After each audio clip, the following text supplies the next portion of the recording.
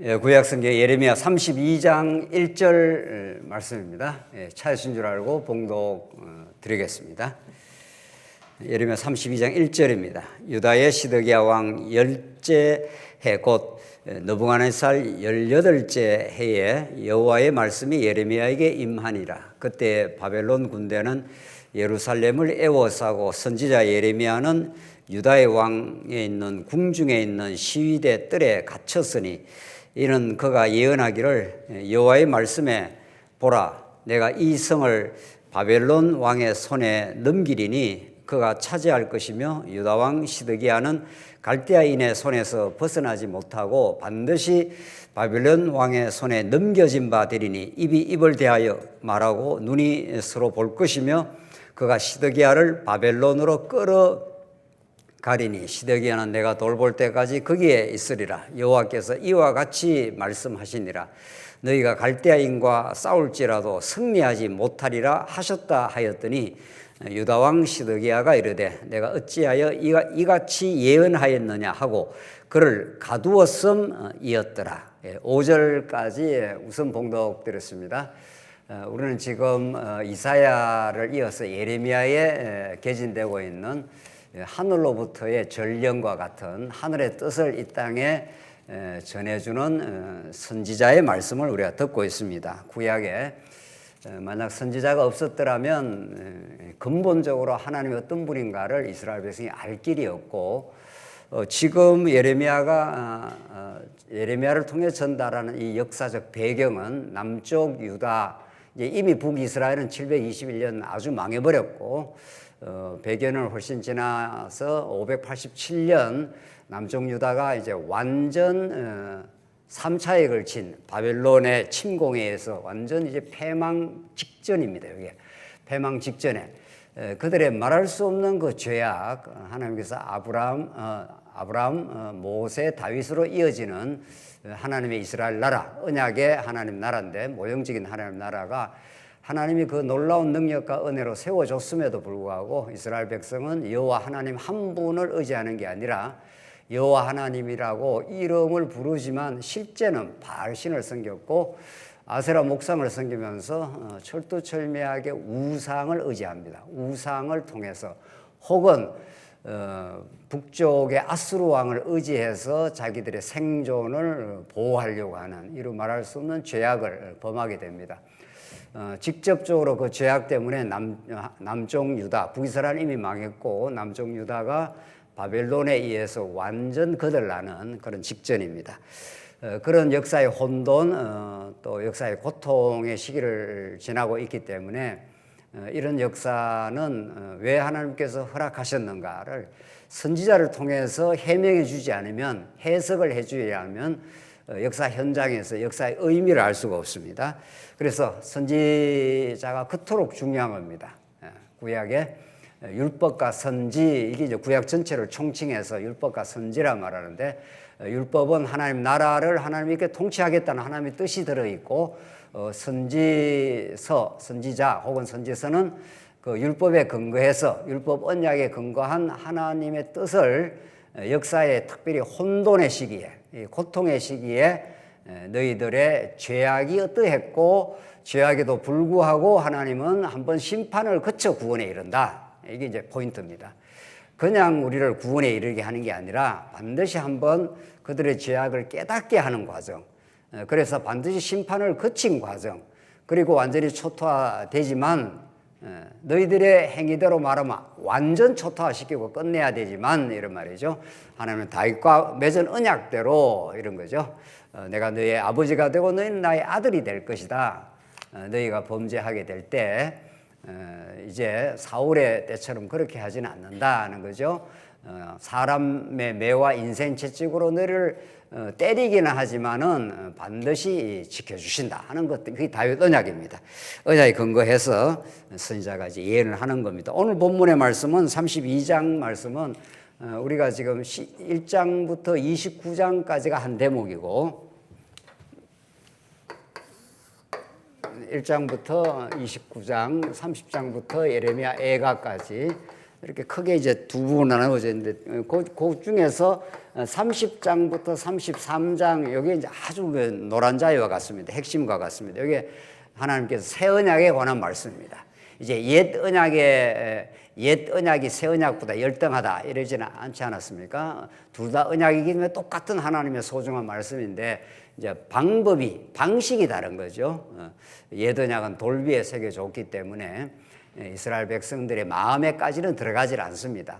돌 위에 새겨진 거룩한 법을 갖다 대면 그들이 얼마나 죄인인가가 드러났고 죄가 드러나도 하나님은 이제 성막을 통해서 이제 솔로 그 후에는 성전을 통해서 그들을 하나님께서 용서하고 다스려 가시겠다 하는 게 옛 언약이고 이제 새 언약은 율법 똑같은 언약이죠. 언약인데 새 언약은 이제 돌비가 아니라 우리 지난 시간에 확인한 대로 어디다 새긴다 했습니까? 네, 마음비에다 새깁니다. 그러니까 진리를 혹은 법을 마음에 새기기 때문에 하나님께서 인생의 마음을 바꾸어 내겠다. 이제 그게 그리스도와 성령을 보내서 새롭게 하나님께서 자기 백성 만들어 가시겠다 이런 뜻입니다. 이게 이제 우리 신약 시대 때 하나님이 우리에게 찾아오셔서 우리의 우상으로 가득 찬 탐심으로 가득 찬 우리의 인생의 마음속에 하나님이 은혜를 가르쳐 주시고 은혜에 감동해서 우리의 마음을 바꾸어 내시는 하나님의 능력을 이제 우리 30장부터 33장까지인데 오늘 우리 32장입니다. 지난 시간이 바로 31장의 새 언약을 이제 말씀하셨고 오늘 32장이 어떤 내용이 있는가 하면은 32장 내용은 여러분 가지고 있는 교환을 이렇게 보면서 따라가시면 훨씬 따라오기 좋습니다. 32장 내용이 오늘 제목이 아나돗 밭을 하나님께서 구입하라 이렇게 말합니다. 이게 이제 아나돗 밭이라는 게 예레미야의 고향입니다. 예레미야 고향 밭을 구입하라. 이게 굉장히 언밸런스 된 것 같습니다. 지금 이때가 언제입니까? 이때가 남쪽 유다가 가장 완전히 아주 이제 조금 남겨놓고 거의 회파된 지경입니다. 1차, 2차, 3차에 거듭 이제 침공이 되어서 이제 남쪽 유다가 이제 거의 멸절된 상태 그 시기입니다. 그 시기에 하나님께서 이제 예레미야에게 주시는 말씀이 너 아나돗 밭을 구입해라 이렇게 합니다. 아나돗이 고향의 밭입니다. 부동산 요즘으로 말해서 부동산 땅을 구입하라 이런 뜻은 전혀 아닙니다. 밭은 밭이고 땅은 땅인데 여기에 이제 신학적인 의미가 있는 거죠. 언약적인 의미가 담긴 땅입니다. 구약의 땅은 하나님 나라를 상징합니다. 구약의 하나님 나라의 세 요소가 첫째가 자손이 번창하는 것이고 그 자손이 자꾸 번창한다는 건 하나님께서 그 씨를 자꾸 왕성하게 해서 하나님이 통치하는 자손들을 번창한다 이런 뜻이라고 해요. 땅을 정복한다는 게 가나안 땅을 정복한다는 것이 애굽과는 전혀 다른 애굽은 죄악의 종살이했던 이스라엘 백성들을 해방시켜서 하나님의 거룩한 통치 속에 살게 하신다 그 말 아닙니까? 땅이 하나님 나라의 상징입니다. 그러니까 아나돗 밭을 사라 하는 것은 하나님 나라가 이스라엘 나라가 회복된다 이런 아주 중요한 징표입니다. 자 이제 한번 보십시다. 32장 1절 우선 1절로 5절까지가 이제 올바른 예레미야가 올바른 하나님의 뜻을 그대로 전하기 때문에 오히려 투옥을 당합니다. 시드기야 왕에 의해서 그 당시에 그 권력을 쥐고 있는 그러니까 참 이게 묘한 거죠. 읽어보십시다. 유다의 시드기야 왕 열째 해, 곧 느부갓네살 18째 해에 시드기야가 이제 마지막 왕 아닙니까? 여기 이제 바벨론 왕 느부갓네살 18째 해인데 바벨론 왕이 이제 쳐들어왔을 바로 그때입니다.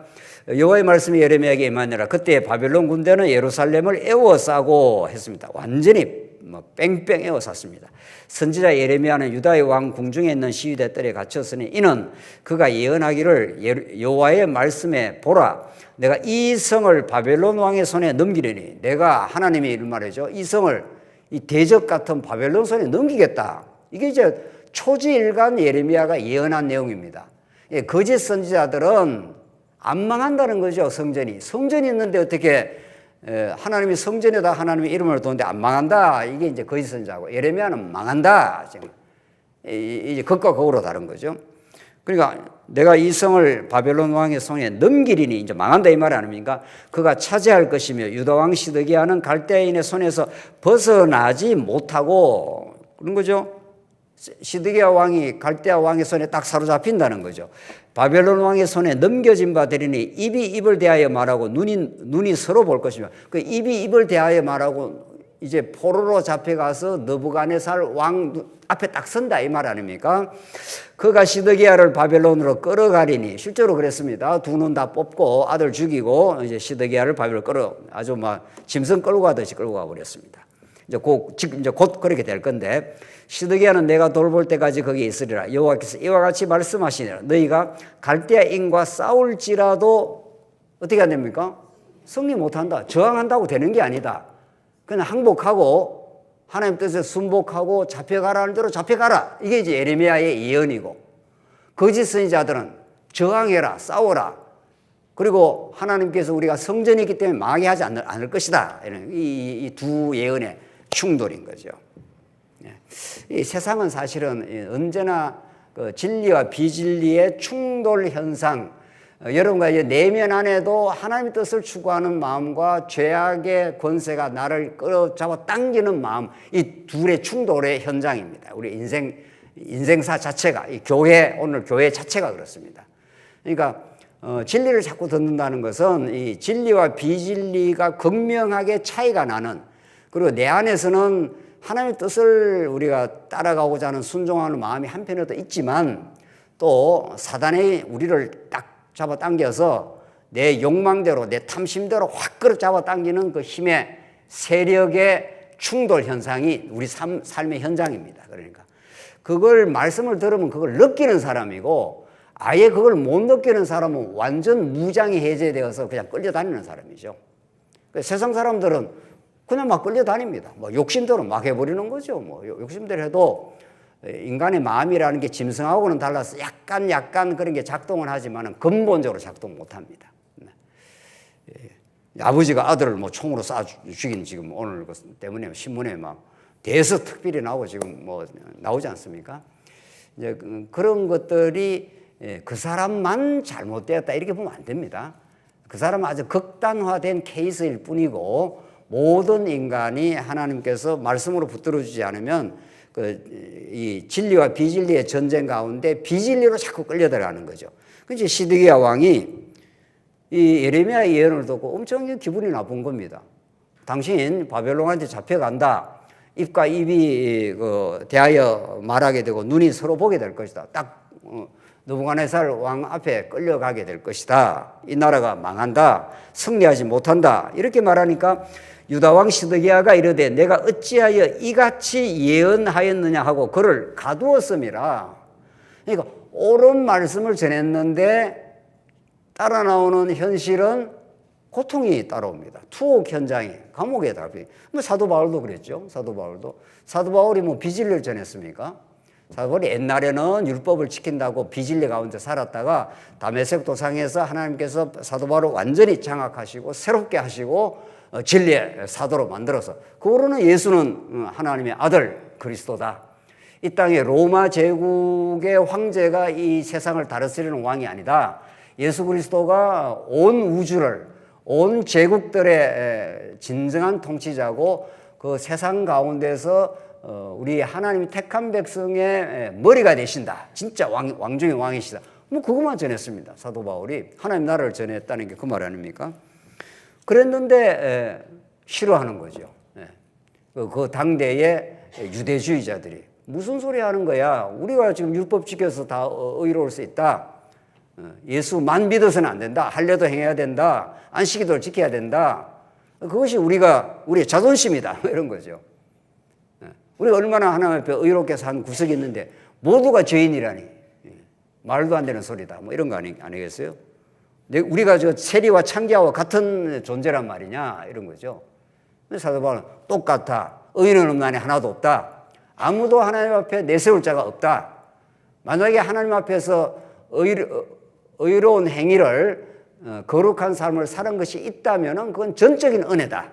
뭐 이게 뭐 사도 바울의 뭐 시종일관의 그 은혜의 복음을 그렇게 전했습니다. 그랬다고 사도 바울이 잡혀간 거죠. 똑같습니다. 그래서 진리를 전하고 세상으로부터 환영을 받으라 생각하면 안 된다는 거죠. 오히려 우리 예수 믿는 사람들, 진리의 사람들에게는 그 말씀을 참 귀하게 우리가 받아들이고 감사하게 우리가 생각을 하지만은 세상 모두가 이 그리스도에 대한 진리를 다 환영하리라 이렇게 생각하는 것은 환상인 거죠. 오히려 도전과 어려움이 있는 거죠. 그래서 지금 시드기야 왕이 내가 어찌하여 이같이 예언하였느냐. 우리 비유를 맞춰줘야지 이런 말이죠. 아이고 왕이시여 안 망합니다. 이렇게 해야지. 다 망합니다. 이렇게 왜 말을 하느냐 하면서 감옥에다 가두어 버렸다는 겁니다. 사도 바울도 그런 옥중에서 자기 몸은 매여 있지만 하나님의 말씀은 성성한 예언의 말씀은 예레미야를 통해 주신 하나님의 말씀은 예레미야가 옥중에 몸은 갇혀 있어도 하나님의 예언의 말씀은 그대로 역사 가운데 현실적으로 성취되고 여호와 하나님의 신실하심이 드러나고 진리가 선포되는 거죠. 진리는 그렇게 선포되는 거죠. 우리 부모가 자식을 위해서 살 때 부모가 마음대로 못합니다. 그렇죠? 이제 자식을 많이 이제 우리 장로님이나 권사님들 많이 키워서 수요일 날도 이렇게 편안하게 나오고 하는데 자식을 사랑하고 자식 키울 때 부모가 완전히 자식한테 매여 있습니다. 학교 보내고 어디 데려다 주고 돌아올 때 꼭 집에 있어야 되고 완전히 매여 있습니다. 그렇잖아요? 그러니까 사랑을 한다는 것은 내 마음대로 한다는 뜻이 아닙니다. 오히려 우리가 누구를 사랑한다는 것은 그 사람의 종이 되는 거죠. 그렇지 않아요? 사랑한다는 것은 내 사랑의 대상을 위해서 완전히 매여 있는 겁니다. 우리가 자유니까 주일날 마음대로 내 교회생활 한다. 그건 그 자유 아닙니다. 오히려 하나님을 사랑하고 우리 성도들을 사랑하기 때문에 그 시간에 내가 매여 들어가는 거죠. 오히려 사랑의 종이라고 그러지 않습니까? 그 참 놀라운 이게 자유라는 게 내 마음대로 한다는 뜻이 아니고 내 마음대로 안 하겠다는 게 자유입니다. 주님의 뜻대로 내가 살겠다. 그러니까 사도 바울이든 예레미야든 복음을 전해서 오히려 몸이 매여버린 거죠. 감옥에 갇혔지 않습니까? 감옥에 갇혔다고 진리가 매인 것이 아니라 이게 이제 진리의 위대함입니다. 진리의 위대함. 디모데후서 한번 보시겠습니다. 디모데후서 사도 바울이 어떻게 이 현상을 말하는가? 디모데후서 2장 8절에서 10절인데 8절을 보십시다. 내가 전한 복음대로 다윗의 씨로 죽은 자 가운데서 다시 살아나신 예수 그리스도를 어떻게 하라고요? 기억하라. 이게 사도 바울이 평생의 주제입니다. 평생에 예수 그리스도를 기억하라. 무엇을 하든지 9절을 보시면 복음으로 말미암아 내가 죄인과 같이 매이는 데까지 고난을 받았으나 이게 사도 바울이 뭐 잘못한 게 없죠. 복음을 전했고 평생을 예수 그리스도를 기억하라. 이게 사도 바울의 주제였는데 삶의 주제입니다. 복음 전파의 주제인데 그런데 지금 사도 바울에게 돌아온 것은 뭡니까? 복음으로 말미암아 내가 죄인과 같이 매이는 데까지 고난을 받았다. 사도 바울이 뭐 다른 살인했거나 남의 물건을 훔쳤거나 그러지 않죠. 그런데 오히려 죄인과 같이 되고 매이는 데까지 고난을 받았으나 하나님의 말씀은 매이지 아니하느니라 나오지 않습니까? 이게 복음의 비밀입니다. 복음 때문에 몸은 매여 있고 오히려 사도 바울이 감옥에 잡혀 있어서 고난 중에 꼼짝달싹 못하지 않습니까? 감옥이라는 거 딱 묶어버리면은 꼼짝달싹 못하는 거죠. 몸은 매여 있는데 놀라운 사실은 하나님의 말씀은 뭐라고요? 매이지 아니하느니라. 이게 진짜 자유의 사도입니다. 그러니까 하나님의 말씀을 모르고 말씀에 붙들리지 않는 사람은 마음대로 활동하잖아요. 이 현대인들. 니체 이후에 신은 죽었다. 신이 있으면 거추장스럽다는 거예요. 신이 있으면 자꾸 신의 눈치를 봐야 된다는 거예요. 신을 딱 죽여버리고 신이 없다. 내 인간 사상에. 그래, 인간이 주체다. 이건 마음대로 하는 거다, 인간은. 인간 스스로가 가치를 창출하고 내 좋은 대로 살아야 된다. 굉장히 자유한 거겠죠. 그게 완전히 사단의 코끼인 겁니다. 그게 자유한 게 아니라 사단이 탐심을 인간에게 불러 일으켜 갖고 탐심대로 살아라 이렇게 되는 거죠.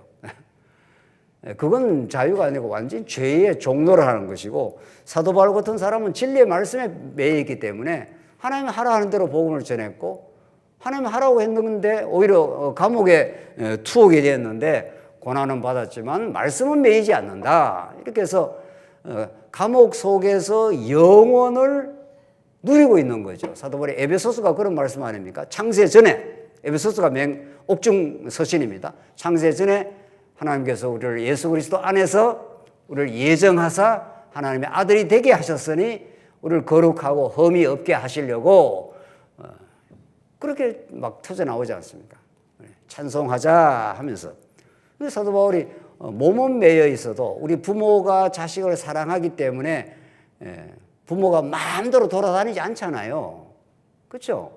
어디 자식 둘셋 키우는 부모가 마음대로 자기 여행 가고 싶으면 가고 마음대로 그래 노는 사람이 있습니까? 그냥 자식 내어서 하락하는 대로 하지 않습니까? 학교 보내고 학교 돌아오면 기다리고 그대로 합니다. 근데 부모가 매여 있다고 생각하지 않습니다. 육신적으로는 자식한테 매여 있는 것처럼 보이지만 그게 가장 내가 행복한 시간이었다. 우리 자녀, 내 사랑하는 자녀를 위해서 가장 기쁜 시간이었다. 이렇게 말한다는 거예요. 그래서 자식이 크면 그때 이제 좀 자유롭게 다니기도 하고 그러지 않아요? 참 이게 신기한 겁니다. 하나님의 사랑이 전제가 되어 있다면은 마음대로 하겠다. 이게 사단의 유혹인 거죠. 그래서 10절. 그러므로 내가 택함 받은 자들을 위하여 모든 것을 참으면. 그러니까 사도 바울의 삶의 기준은 내 욕망대로가 아닙니다. 택함 받은 자들을 위하여 하나님이 절대적인 기준이고, 그 다음에 하나님이 사랑하는 하나님의 택한 성도들이 두 번째 기준입니다. 그들을 위하여 모든 것을 참으면 이렇게 되어 있습니다. 마음대로 내가 내 생각대로 해버리지 않는다는 거죠. 모든 걸 참으면 그들도 그리스도 예수 안에 있는 구원을 영원한 영광과 함께 받게 하려 함이라. 그들에게 기쁨이 되고 그들에게 유익이 되기 위해서 내가 참는다 이런 뜻입니다. 우리 교회 모든 앞선 신앙인들은 그런 거죠. 교회 와서 내 멋대로 한다가 아니라 어린 성도들이 혹시라도 다칠까 이런저런 걸 참고, 또 말씀 듣고 살아가는 성도들을 위해서 이런저런 것들을 절제하고 이렇게 하는 거죠. 이게 사랑의 절제인 거죠. 자, 다시 돌아가겠습니다. 지금 아나도 밭을 사는 얘기가 곧 나오는데, 자, 지금 상황이 시드기야 왕이 예언을 거부했고 오히려 바른 예언을 전하는 예레미야를 감옥에 집어넣어 버렸고, 참 진짜 어려운 상황입니다. 환경은 이제 바벨론 느부갓네살이 와서 완전히 3차 침공, 마지막 이제 시드기야를 무너뜨리고 이제 다 나라를 거들내고 잡혀가는 그런 시점입니다. 그 시점에 인간적으로 봐서 전혀 이해가 되지 않는 상황을 하나님이 하라고 합니다. 이게 아나도 밭을 사라. 이게 예레미야의 고향입니다. 밭을 사는데 너가 기업을 물을 그런 자격이 있다. 이제 이게 오늘 포인트입니다. 이거 한번 보십시다. 6절. 예레미야가 이르되 여호와의 말씀이 내게 임하였느니라 이르시기를, 보라 내 숙부 살룸의 아들 하나멜이 내게 와서 말하기를 너는 아나돗에 있는 내 밭을 사라. 숙부 작은아버지가 와가지고 그 작은아버지 아들 하나멜이 와갖고 밭을 사라 이렇게 말합니다. 그게 다 고향의 친척 아닙니까? 이 기업 물을 권리가 내게 있느니라. 이걸 꼭 기억해야 됩니다. 아나도 밭을 사는데 그 기업 물을 권리가, 그 친척들이 이제 기업 물을 권리가 있다 그랬습니까? 보아스가 지금 나오미의 그 기업을 물어줬지 않습니까? 그 친척이니까 가까운 친척 순위대로 그 기업을 물을 권한이 있어요. 기업을 물은다는 것은 가난해서 밭을 다 잃어버렸는데 그걸 다시 회복시켜준다 이런 뜻입니다. 기업을 물은다 하는 것은 회복을 시킨다. 이게 이제 신학적으로 이게 이제 구속의 복음입니다. 죄악 가운데 다 팔려갔는데 다시 완전히 새로 회복시켜준다. 우리가 구속의 복음을 듣고 있지 않습니까? 하나님 나라 복음 안에는 언제나 구속이 들어있는데 우리가 죄악 가운데 다 팔려가서 죄의 종살이를 해서 아무 권리가 없습니다. 죄가 시키는 대로만 한 거죠. 그래서 우리가 스스로 회복될 능력도 없고 그런 권한도 없고 그런 의도 없습니다. 그런데 이제 기업을 물어준다는 게 그런 이제 복음적 의미를 갖고 있는 끝까지 읽고 한번 보십시다. 8절 여호와의 말씀과 같이 나의 숙부의 아들 하나멜이 시대 뜰안 나에게 와서 청하노니 너는 베냐민 땅 아나돗에 있는 나의 밭을 사라. 기업의 상속권이 내게 있고 기업 물을 권리가 내게 있으니 너를 위하여 사라 하는지라. 내가 이것을 여호와의 말씀인 줄 알았으므로 이걸 이제 하나님의 말씀으로 받아들인 겁니다. 예레미야가 받아들였습니다. 9절 내 숙부의 아들 하나멜의 아나돗에 있는 밭을 사는데 은 70세겔을 달아주되 정서를 써서 봉인하고 정인을 세우고 은을 저울에 달아주고 법과 규례대로 봉인하고 봉인하지 아니한 매매 정서를 내가 가지고 나의 숙부의 아들 하나멜과 매매 정서의 인친 정인 앞과 시위대 뜰에 앉아있는 유다 모든 사람 앞에서 그 매매 정서를 마세야의 손자 네리야의 아들 바룩에게 붙이며 그들의 앞에서 바룩에게 명령하여 이르되 만군의 여호와 이스라엘의 하나님께서 이와 같이 말씀하시기를 너는 이 정서 곧 봉인하고 봉인하지 않은 매매 정서를 가지고 토기에 담아 오랫동안 보존하게 해라. 그러니까 이걸 다 사고 이것이 샀다고 하는 이제 우리 계약서 찍을 때 도장 찍지 않습니까? 그런 것처럼 그렇게 해서 토기에다 담아가지고 오랫동안 보존해라. 이게 중요합니다. 오랫동안 보존해라. 왜냐하면 지금 시점이 어떤 시점이라고요? 지금 시점이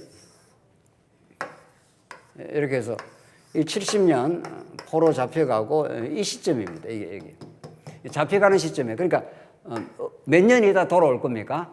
70년 있다가 돌아오는데 나라가 다 거들났지 않습니까? 예컨대 북한이 쳐들어온다. 하여튼 어디 외국이 쳐들어오고 우리나라가 다 거들났다. 다 완전히 국권이고 다 없어졌다. 그런데 여러분 보고 서울에 어떤 고향에 가서 땅을 한 1000평 사라 하면 사겠습니까? 나라가 다 거들나버리고 다 주권이 다 빼앗겼는데 그 땅 사봐도 아무 자기 것이 되지 않지 않습니까? 그 비유하자면 그렇다는 이런 뜻입니다. 그러니까 예레미야는 이상한 겁니다. 지금 나라가 다 망하고 다 거들나고 나는 지금 감옥에 갇혀 있고 지금 이런 판에 하나님의 뜻이 아나돗의 밭을 사라. 그리고 너가 기업 물을 권한이 있다. 이렇게 지금 이야기한다는 거죠. 15절 여기까지만 읽고요. 만군의 여호와 이스라엘의 하나님께서 이와 같이 말씀하시니라. 사람이 이 땅에서 집과 밭과 포도원을 그다음 뭐라고 했습니까? 다시 사게 되리라 하셨다 하니라. 이제 이게 포인트입니다. 이게 중요합니다. 지금 기약 없는 지금 바벨론 땅으로 잡혀간다. 그러나 하나님의 뜻 가운데서는 70년 이상 반드시 돌아온다는 약속이 되어 있다. 이 현실을 보면은 너무도 암담하다. 바른 예언을 전했다고 해서 감옥에 집어넣기를 하지는 않나. 바벨론이 지금 3차에 침공해서 완전히 이제 내년이면 다 망합니다. 이제 1년 남겨둔 시점입니다. 내년이면 완전히 나라가 거들납니다. 그런데 하나님은 이런 어수선한 세월 가운데 아나돗 밭을 사라. 네가 기업 물을 권한이 있다. 이렇게 해서 예레미야가 그 하나님의 말씀을 순종을 합니다. 자, 기업 물은다 하는 것이 어디에 나오는 말씀이냐는 거죠. 기업 물은다는 게 이게 우리는 모든 이스라엘 백성의 역사는 하나님께서 아브라함에게 약속을 하셨고 나라를 하나님께서 세워주심으로 하나님께서 여호와 되심을 하나님 살아계심과 그 능력을 보여주시겠다 하는 게 아브라함이 하신 약속이에요. 그 나라를 하나님이 이러이러한 방법으로 통치를 하시겠다 이런 말이죠. 모세 언약, 모세 율법이라는 게. 그러니까 이게는 첫째는 하나님께서 자손을 번창케 하고 두 번째는 땅을 정복케 하고 세 번째는 뭐죠? 통치. 통치라는 게 이제 왕을 보내서 나라를 다스려 주겠다. 이게 하나님이 다스리는 나라를 건설해 주겠다. 이 자손 번창에 대해서, 자손에 대해서 모세가 자세하게 말합니다. 자손들은 이렇게 살아야 되고, 이렇게 해야 거룩한 백성이 되고 하고. 두 번째, 오늘 본문은 이 땅과 관계된 겁니다. 이스라엘 백성이 들어가는 가나안 땅은 우리 서두에도 말씀드린 대로 우리 강남 땅 이런 거하고 질적으로 다릅니다. 이 땅이 강남 땅 아니라 무슨 땅을 많이 가져도 그게 하나님 나라가 되는 건 아니죠. 그렇죠? 강남 땅을 수천 년을 가지고 있으면 이 땅에 천국을 누리게 되느냐? 전혀 아닌 거죠. 전혀 아닌 거죠. 이스라엘 백성의 땅 하는 건 질적으로 오늘 우리가 사는 땅과는 의미가 전혀 다릅니다. 구약에는 모형이고 그림자이기 때문에 자손을 번창한다는 것도 예수 그리스도를 가리키는 거고, 땅을 정복한다는 것도 누구를 가리키는 겁니까? 천국을 우리에게 주실 예수 그리스도를 가리키는 것이고, 왕도 예수 그리스도, 자손 땅 통치가 전부 하나님 나라를 이 땅에 실현할 수 있는 그리스도에 대한 그림자의 예표인 거죠. 자, 그래서 구약의 하나님이 율법에 이 땅에 대한 메시지가 많은데 그 중에 오늘 본문이 하고 연결이 되어 있는 거죠. 한번 보십시다. 레위기서 한번 보겠습니다. 레위기서 25장. 레위기서 25장. 여기에 이제 땅에 대한 내용이 나옵니다. 레위기 25장 23절을 봐야 기업을 물은다. 땅과 그런 율법에 대한 내용이 어떤 것이고 이게 장차 예수 그리스도와 어떻게 연결되는가를 이제 알면 되는 거죠. 우리가 25장 23절입니다.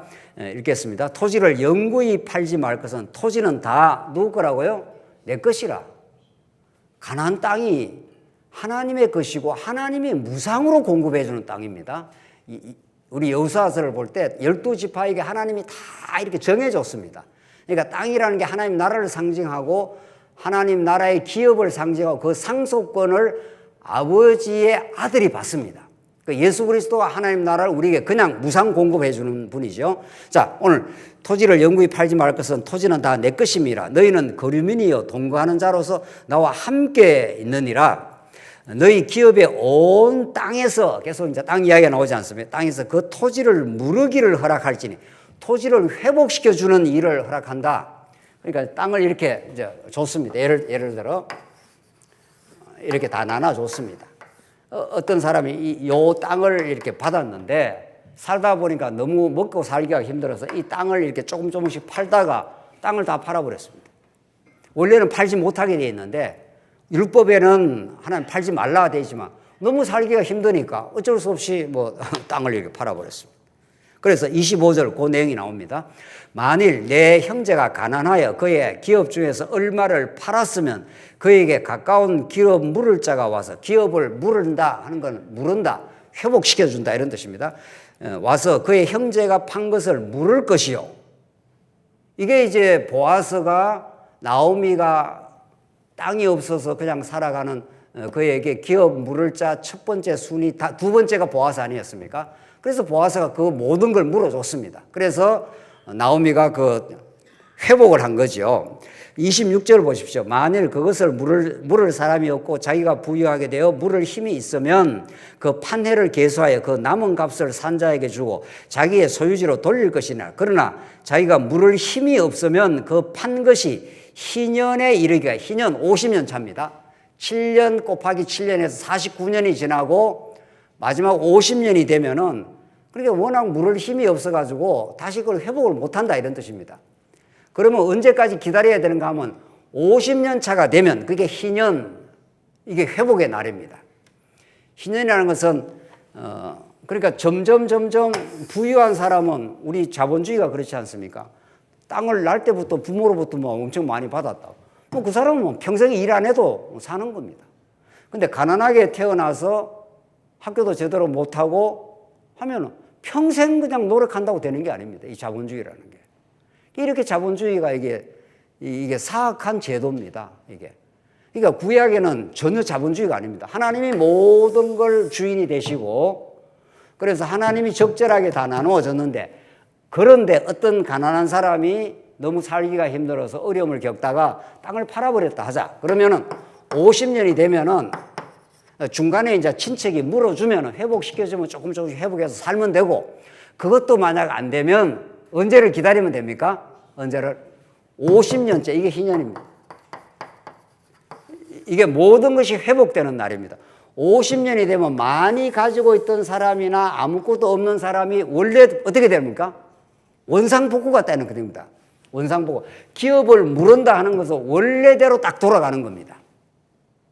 여기에 담긴 복음이 얼마나 놀라운지 모릅니다. 여러분과 저의 원래의 정체성은 언제 결정이 나 있습니까? 언제 나 있죠? 여러분과 저의 신앙이라든가 영원히 살 수 있는 하나님의 나라라든가 새하늘과 새 땅이라든가 이런 모든 것은 하나님으로부터 언제 우리의 정체성과 운명과 이게 다 정해져 있냐고요.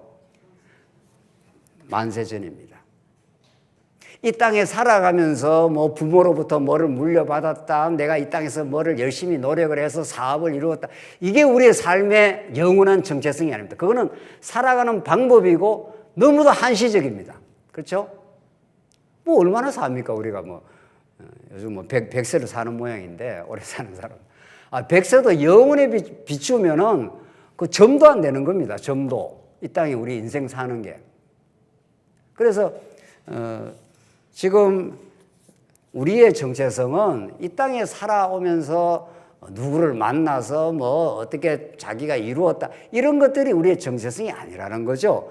근본 영원 안에서 창세전에 하나님이 우리를 자녀로 삼으심, 그게 우리의 영원한 정체성입니다. 그 변하지도 않습니다. 그런데 하나님이 그 은혜를 알게 하시려고 이 땅에 살면서 우리를 잠시 아담이 타락 가운데 불순종 가운데 두심으로 그 모든 영원한 기업을 잃어버린 거죠. 하나님 나라의 기쁨. 그 세상 사람들은 참 기쁨이 없습니다. 아무리 노력한다고 해서 만족이 없습니다. 세상 사람은 뭐 1억을 버리면 2억을 버리고 싶고, 2억을 버리면 20억 더 가지고 싶고, 그 탐심을, 자본주의라는 게 그런 거예요. 자본주의라는 게. 이만큼 가지면 충분한데 쉬지도 못해요. 밤에 쉬지도 못한다 그랬습니다. 전도서에. 계속 노력하는. 더 많이. 그러니까 자기 거나 가지면 되는데 남의 것까지 다 강탈하고, 그게 제국주의고 식민지고, 일본 제국주의가 우리나라까지 와서 다 막 경제 수탈하고 괴로움을 주고 끝도 없습니다. 이거는 이 세상살이는. 그래서 세상살이에서 예수를 모르고는 만족 없는 거죠.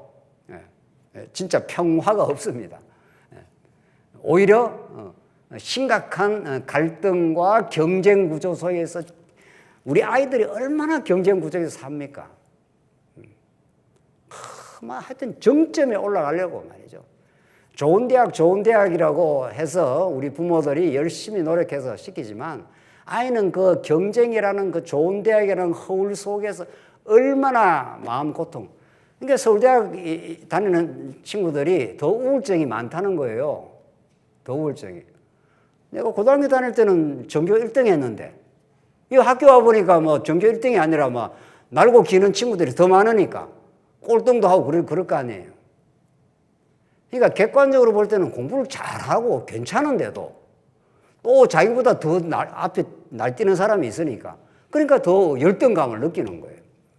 그 인간의 그 열등의식, 그것 때문에 얼마나 인간이 불행해지는지 모릅니다. 내가 못났다 이거죠. 못났다. 그 자기 앞선 사람하고 늘 비교하니까 못난 거죠. 하나님이 주신 은혜 속의 삶은 지금 있는 그대로 최선입니다. 나뭐 비교할 것도 없고요. 지금 있는 그대로가 하나님의 축복에 받는 자리, 영원한 하나님의 정체성, 그걸 하나님이 회복시켜 주겠다, 이런 뜻입니다. 회복시켜 주겠다. 그게 하나님 나라입니다. 이게 아나도 밭이라는 게 하나님이 약속한 가나안 땅을 너희들이 한번 잃어버리는 듯 한다. 그렇죠? 한번 바벨론을 가서 잡혀가지 않습니까?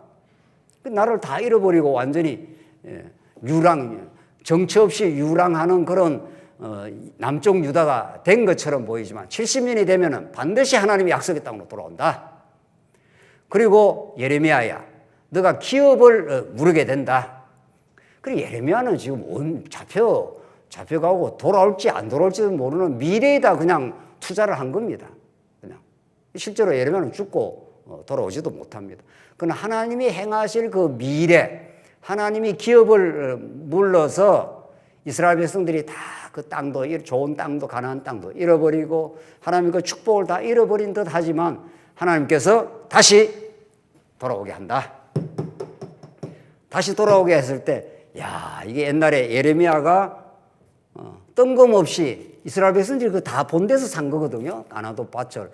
지금 나라가 다 그들 나는데 이 밭을 사서 뭐 하려고. 그래서 저기 다 넣어놓으라 그랬지 않습니까? 아까 어디 토기에다가, 그렇죠? 토기에다 다 넣어놓아라 했는 대로 하나님께서는 이렇게 모세에게 가난한 자가 자기 땅을 잃어버리면 친척이 그걸 물어줘라. 그래서 다 더불어 다 잘 살 수 있도록 만들어줘라. 그게 하나님 나라다. 그런데 친척도 제대로 그 일을 못하면 언제까지 기다리면 된다. 50년 기다리면 다시 원상복구가 된다. 딱 50년 돌아가면은 전부 제자리로 딱 돌아갑니다. 제자리로. 거기서 다시 시작한다. 이런 뜻이죠. 여러분과 제가 하나님 앞에서 지극히 불순종하고 지극히 자기 욕망대로 살아도 예수 그리스도를 만나고 주님 앞에 딱 서게 되면은 주님 우리를 죄 없다. 괜찮아. 다시 시작하면 돼. 이런 거죠. 너의 정체성은 이 땅에 범죄하거나 이 땅에 뭐 잘했거나 뭐 그런 것들이 너의 정체성이 아니라 하나님께서 여러분과 저에게 주신 정체성은 영원 안에서 영원히 변하지 않는 그 나라가 하나님께서 주신 우리의 선물이다. 너는 내 사랑하는 아들이다. 이게 다윗 언약 아닙니까? 이 모세 언약도 중요하지만 이 다윗 언약이 얼마나 중요한지 모릅니다. 너희들 하나님 앞에서 말할 수 없는 범죄한 백성이다. 그래서 너희들을 그냥 너희들을 보존해 주진 않는다. 그러면 너희들 깨닫지 못한다. 사람의 매와 인생 채찍으로 너희들을 한번 혼나게 바벨론을 들어가지고 한번 때린다 이 말 아닙니까? 그러나 때렸다고 해서 아주 망하게 하지 않는다. 아나도체 밭을 사라. 너 예레미야가 기업 물을 권한이 있다. 반드시 그걸 회복시켜준다. 이런 거죠. 이 모든 것들이 이 땅에 우리가 범죄하고 내 욕망대로 살고 내 뜻대로 하려고 할 때가 너무 많습니다. 우리는. 그러나 하나님께서 그들을 그냥 내버려 두진 않는다. 사람의 매와 인생 채찍으로 하나님이 혼을 하면 내게 한다는 거죠.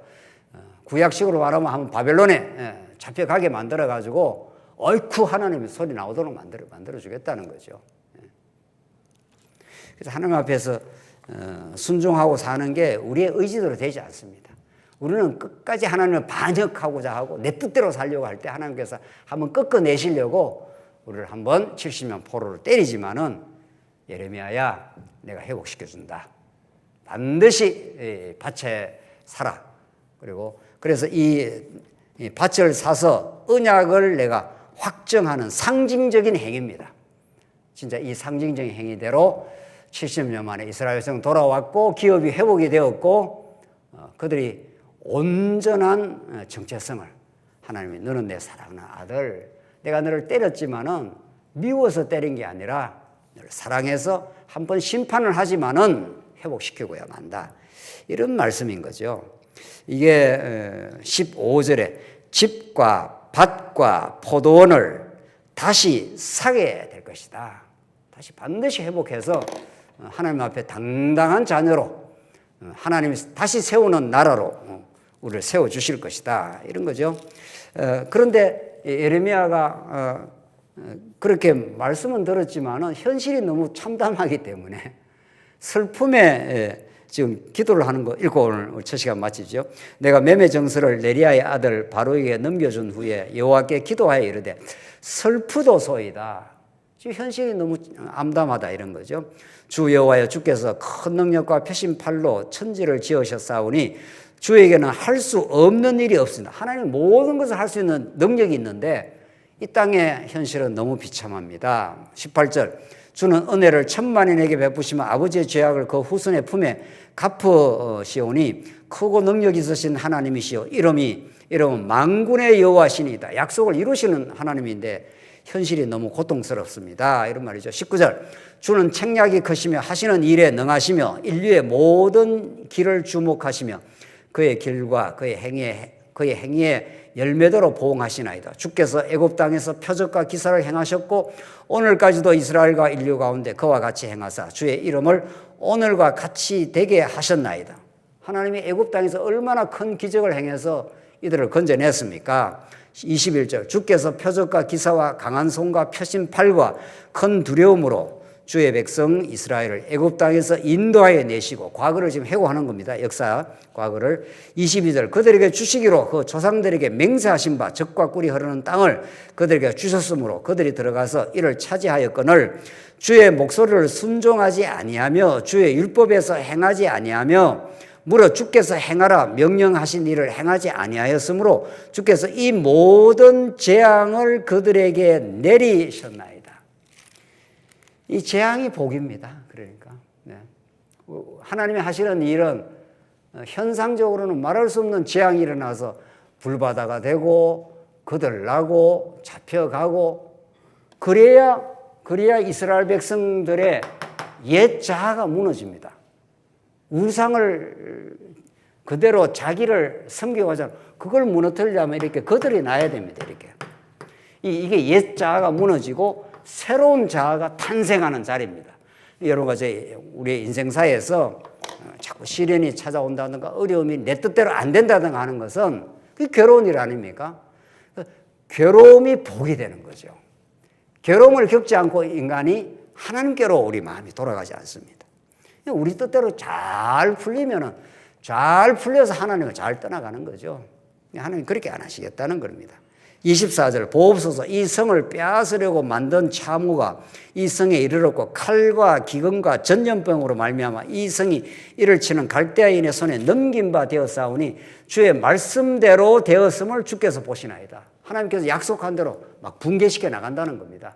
무너뜨려 나가는 게 재앙처럼 보이지만 그게 뭡니까? 복입니다. 그게 예수님이 십자가에 죽으시는 이게 재앙 아닙니까? 이게 심판의 날. 이게 예수님이 십자가에 죽어야 3일 만에 부활하죠. 예수님 십자가의 죽음을 받아들이는 우리도 우리 삶 속에 때로는 재앙 같은 현실이 이게 복이구나. 이게 진짜 하나님 사랑하는 징표구나. 이렇게 되는 거죠. 25절. 주 여호와여 주께서 내게 은으로 밭을 사며 정인을 세우라 하셨으나 이 성은 갈대아인의 손에 넘긴 바 되었나이다. 이게 지금 안 와도 밭을 사라고 자꾸 그러시는데 지금 현실은 갈대아인의 손에서 재앙 같은 현실입니다. 그러나 재앙처럼 보이지만 십자가가 얼마나 재앙처럼 보여서 제자들이 다 도망쳤지 않습니까? 그러나 십자가를 통과해야 뭐가 이루어집니까? 부활이 이루어지죠. 그렇죠? 그래서 우리 삶 속에 이런저런 일들이 닥치는 게 하나님 우리를 지나고 보면 반드시 우리를 사랑했다는 징표가 됩니다. 이래서 하나님이 이런 일을 겪게 하셨네요. 우리 교회도 그렇고 우리의 삶도 그렇고 이래서 이런 일을 겪어서 깨달으라고 그랬구나. 교회에서 하나님 중심으로 안 하면 하나님께 엄청난 한번 시련도 주시는 거구나. 이런 거죠. 그래서 우리가 시련을 겪은 게 복이 되는 거죠. 하나님께로만 가야 되는 거구나. 하나님이 우리 교회를 지켜주시는 여호와 하나님이시구나. 그거 하나를 깨닫게 하려고 지금 하나님이 그렇게 행하신다는 겁니다. 빨리 우리가 해결해야 되겠다. 이 문제를 극복해야 되겠다. 이러면 이게 진짜 오래 가는 겁니다. 하나님 우리에게 시련을 주신 것은 우리가 우상을 섬겼구나 하는 거죠. 재산을 지키는 것이 진리를 지키는 것이다. 이런 엉터리 같은 명제가 됐냐고요. 진리를 제대로 지켜야 따라 나오는 것이 재산이고 그건 필요한 대로 하나님이 우리가 활용하는 거죠. 이 거꾸로 된 거죠. 그러면 우리는 한번 무너져야 마땅하고 하나님 앞에 진리만이 우리 교회를, 우리 영혼을 지켜주십니다. 진리 외에 다른 길이 없습니다. 이걸 하나님께서 깨닫게 하시려고 우리에겐 좋은 정말 아름다운 시련의 시간을 주신 겁니다. 잠깐 쉬었다 하시죠.